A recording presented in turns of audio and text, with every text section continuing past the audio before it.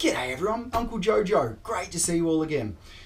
Quick tip on if you need to adjust a wall penetration or floor penetration, a hole that you've drilled and it just needs to be repositioned. Here's a quick trick for you. Step with me and I'll check it out with you. So here what we've got is a floor penetration and we actually need to move it to there.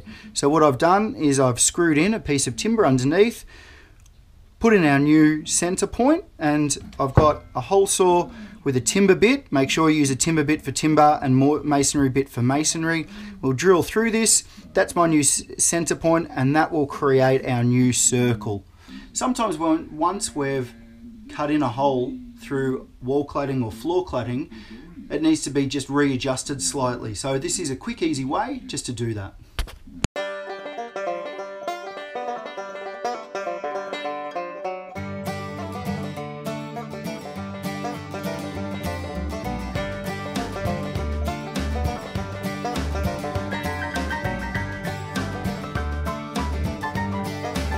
Thanks for watching. Any questions or queries about that or any other questions or queries out there, please flick them over and I'll have a look at them for you.